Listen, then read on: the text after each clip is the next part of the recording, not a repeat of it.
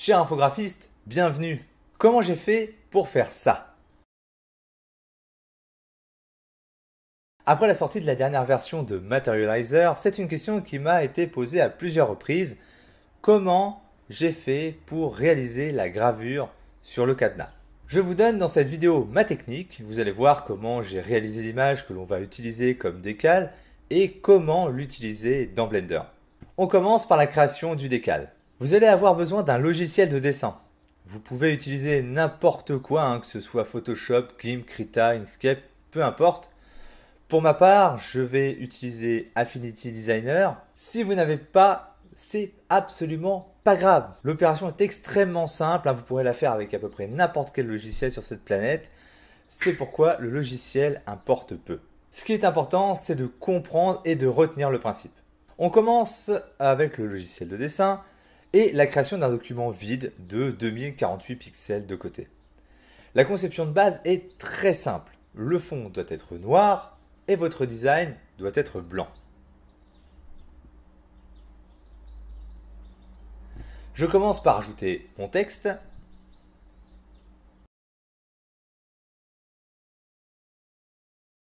Si vous souhaitez mettre plus que du texte, il va vous falloir une image de type silhouette. Pour faire la miniature de la vidéo YouTube, je suis allé sur Google Icônes.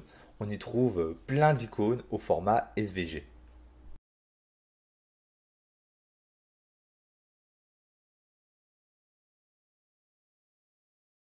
Encore une fois, le format de vos sources et le logiciel utilisé n'ont aucune importance. Le principal, c'est d'écrire en blanc sur fond noir et de faire impérativement ce que je vais dire maintenant.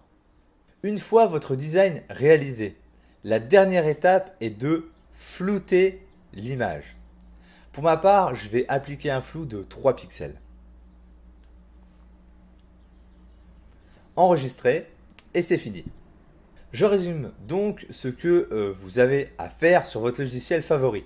Écrire en blanc sur fond noir et flouter le tout. Maintenant, direction Blender. Voici la scène de démonstration dans laquelle j'ai réalisé la miniature de la vidéo. Et nous allons texturer le bouton qui nous attend gentiment.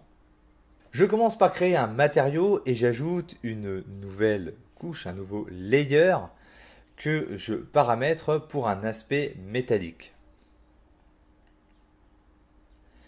J'ajoute un décal en appuyant sur la touche F et en cliquant sur le bouton Add dans la section décal. La fenêtre de sélection s'ouvre et je choisis bien sûr l'image que je viens de créer.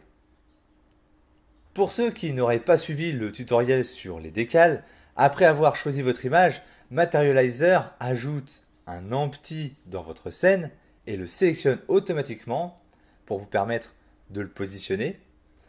Donc on appuie sur la touche G et on maintient enfoncé la touche CTRL pour déplacer l'empty et lui faire suivre la surface des objets. Je réduis la taille de l'empty pour réduire la taille du décal.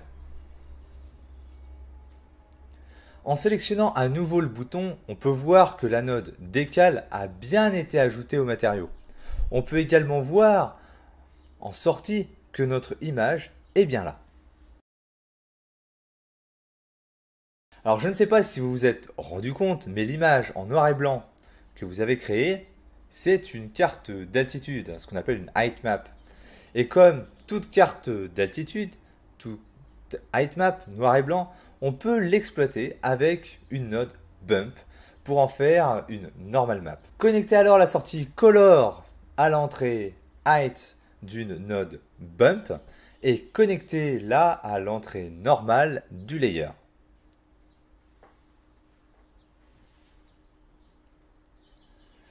Comme vous pouvez le voir, le relief n'est pas dans le sens attendu. En cochant la case invert, on obtient bien une gravure. Je vous conseille également de diminuer le paramètre distance pour récupérer davantage de détails et avoir des courbes plus douces. Vous n'aurez plus qu'à régler la force suivant votre convenance. Une bonne gravure ne s'arrête pas là. Je vous donne une dernière astuce pour rendre le résultat plus réaliste. Dans la réalité, pour des raisons d'ambient occlusion ou même de brûlure due à la gravure, l'intérieur des lettres sont plus foncés. C'est pourquoi je vous conseille d'utiliser la sortie Color pour rendre plus foncé l'intérieur de la gravure.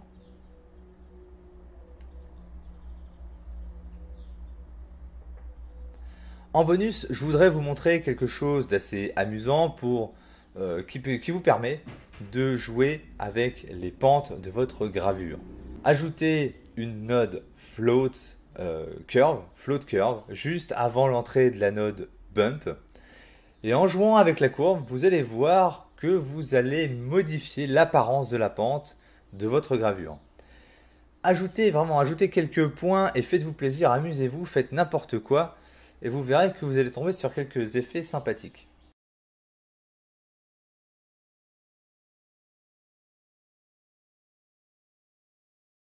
Avant de vous laisser, pour vous donner toutes les informations concernant la réalisation de la miniature de la vidéo, j'ai rajouté une node radial brush à la suite de la node bump pour donner cet effet acier brossé.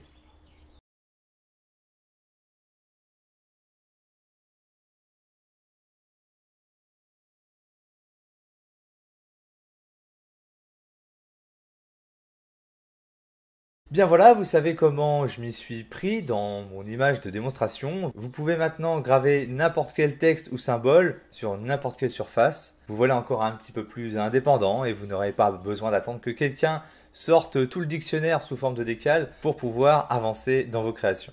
Si vous aimez la 3D, non pas juste pour regarder les autres faire, mais faire aussi par vous-même, n'oubliez pas de vous abonner pour ne pas rater la suite des vidéos. Moi je vous dis à bientôt parce qu'on se lasse de tout, excepté d'apprendre. Bye bye.